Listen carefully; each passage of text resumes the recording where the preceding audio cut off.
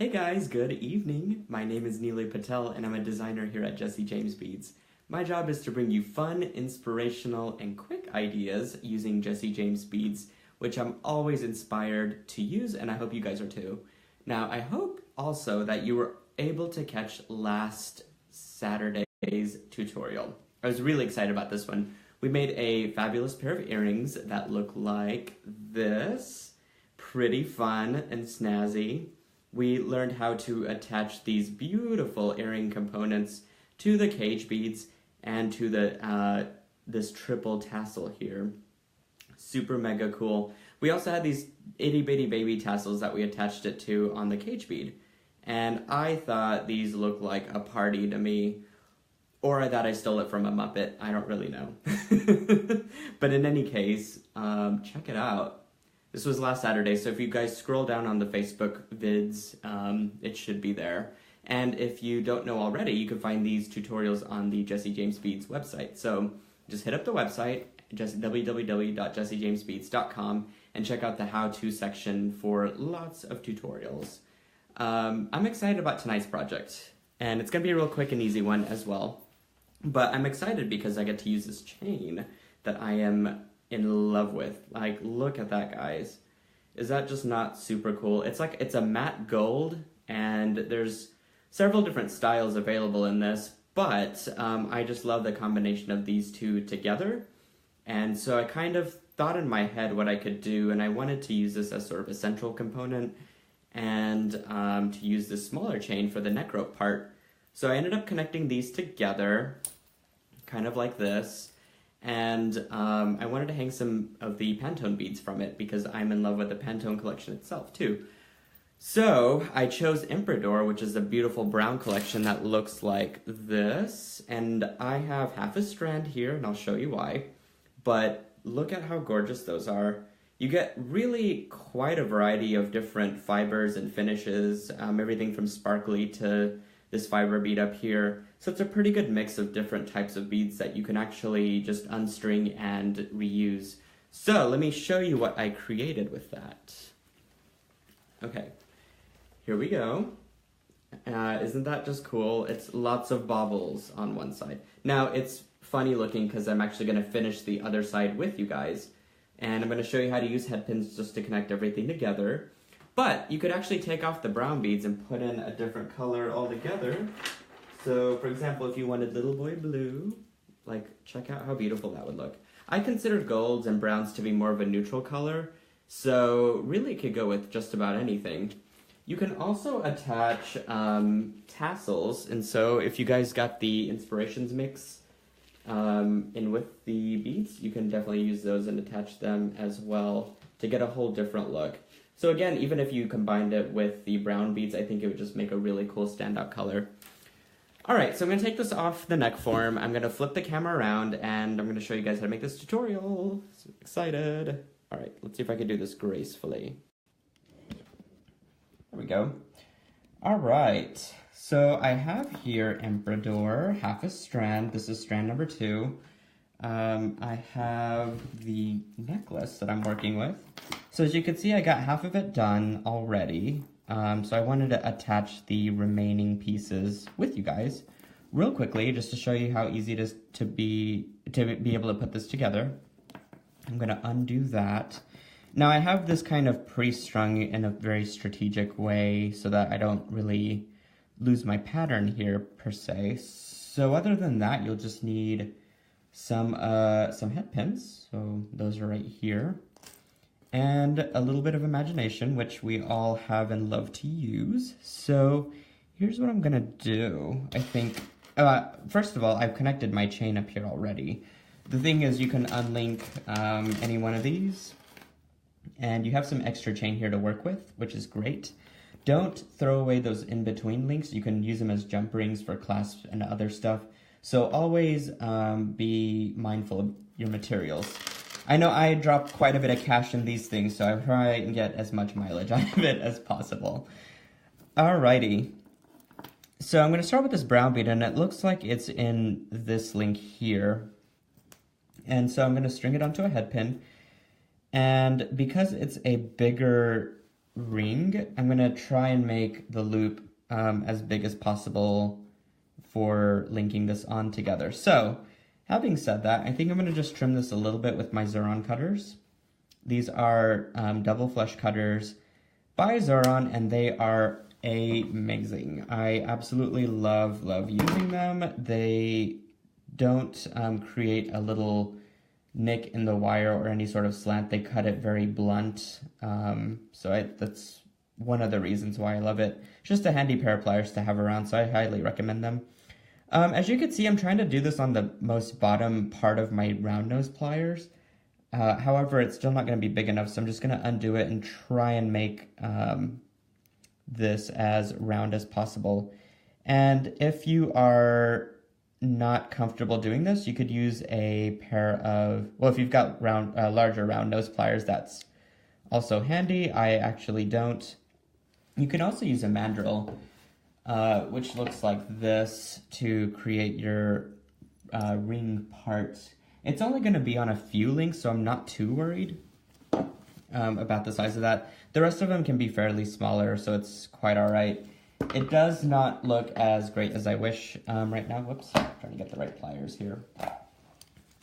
But let's just see what it looks like on the ring and see if we can't just fake it till we make it. And I could always go back after the video and refine these a little bit better, which is what I did with the ready-made pieces there. But you can just pretty much close the link and move on to the next one. So very easy. I love that I could take beads directly off the strand and just design with them. Oh, one thing that you guys should know is to make sure that your piece is laid out. As you could see, I connected it on the top side and not the bottom. I want everything to hang down, and so you do want to make sure that that is linked to the correct side, just like that.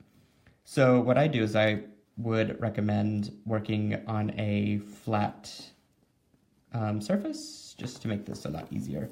Always kind of shake it off and then put it back on and hope that you have it on the right side. If not, then it's just going to be an endless twist here.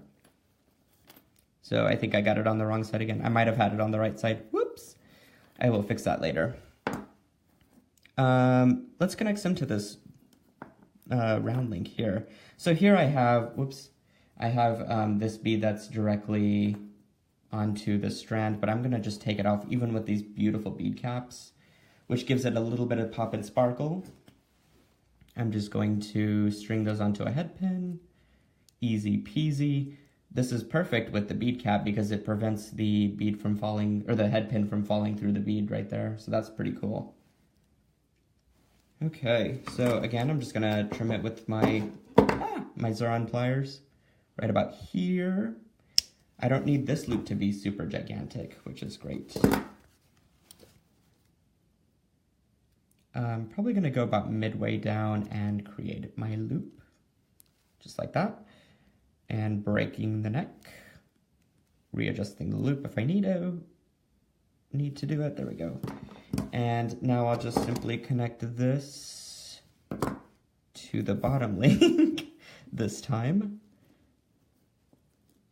Let's see, sometimes it's a bit of a tight squeeze and it will want to escape on you, but again, just have some patience to be able to fit this through. Oops, maybe I didn't open it enough. There we go. Okay, so gotta find my right side up again. There we go. The chain will want to twist on you again, so just try. I would just set it down and find this the bottom part, and simply close just like that. So that's pretty much the only technique that you need to learn to create this, which is, again, fun and easy. That's what we're going for here. And once you get all of those assembled, you will have your necklace finished. So let's do a couple more together while we're here. Let's do this big one again. So again, I'm just taking it straight off the strand, putting on a little head pin, I'm going to just trim this one a little bit because I do need that loop to be gigantic. And I think I've got a mandrel here, so let me try that and see if that's going to work any better. I have a smaller version, so I've got two different sizes here. A larger one for making bigger jump rings and a smaller one. So let's just see if we can kind of form the loop with this, with just using our fingers. And then I can use, see, that made that a whole lot easier. But I could just now use round nose pliers to kind of guide that loop closed. Whoops. I got out of shape again. It's okay, just keep trying. Sometimes that always happens with experimenting, right? There we go. Does not have to be perfect. Just has to be big enough to go through that loop. So this one's really not that perfect. That's okay though. I'm going to move on with connecting it.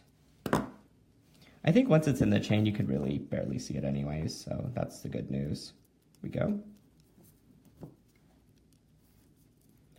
So for those of you who think I make perfect loops all the time, that is very false, especially on camera. It's really just a whole different experience. There we go. So these are coming along quite well. So yeah, I hope you guys love this technique. Or design at least. I don't know if there's much of a technique involved, but there is definitely a design. And again, this chain is perfect for it. I believe it also comes in a few different colors as well. So it looks like this one's on the smaller jump ring of the chain. So I'm just gonna clip and fold. I think I want my loop to be a little bit bigger. Now I would keep an eye out for different size round nose pliers, because this is one of those techniques that I never thought I would ever use a bigger size jump ring or round nose pliers, only because I like to make really tiny loops and make them as concealed as possible. However, in this instance, it's gonna be a whole different game changer. Only because I'm trying to connect it to these little links here. Whoops. And mine keep falling through. Whoops, there we go. Sometimes it's hard to get a handle on these things, but again, just a little bit of patience, no big deal. And it will want to twist and turn. There we go. There we go. But you know what? Just tell it who's boss, and it will listen. Cool, so this is coming together pretty quickly. I love all these little baubles and little gadgets everywhere. I think I'll do one here at the end, and I'm gonna turn it around. Now, obviously I haven't filled in all of them, but to move this video along, because I didn't want to take up too much of your evening tonight, I did want to show you how fun and easy this technique is. And again, this chain is the perfect piece to do that with. So, I'm gonna break this neck real quick.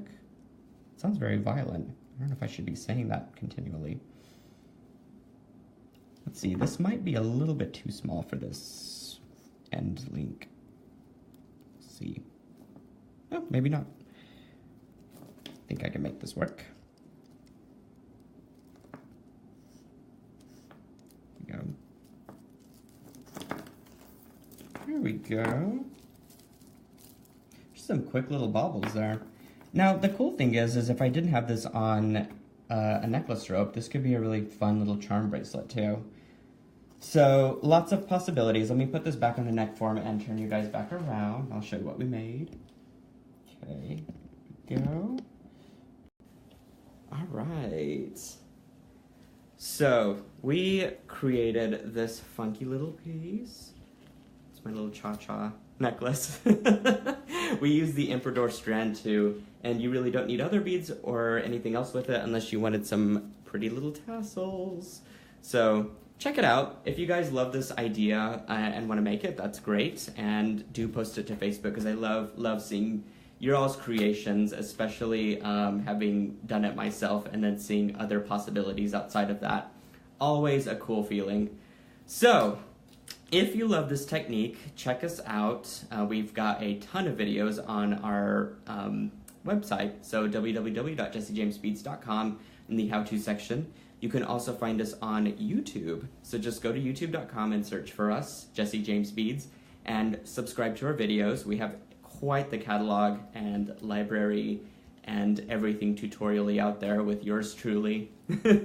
You could also check us out on Instagram as well. And lastly, if you love me, which I hope you do, you can check out my brand, Beads and Bubbles. I do a creative happy hour once a month on the very last Wednesday from 6 o'clock Central or 7 p.m. Eastern Time. And it usually lasts about 30 minutes or so, but I love just flipping on the Facebook Live and chit-chatting with you guys. I usually have some champagne and I do a toast, so I hope you guys will join me for that as well. We've got a really cool project coming up this month, at the end of this month, so don't want to miss it. Alright guys, until Thursday at 6 o'clock Central or 7 p.m. Eastern Time, that's when our next tutorial is, so don't miss it. You'll want to check out and turn on your Facebook notifications to catch me. But until then, keep it creative, and I will see you again. Mwah!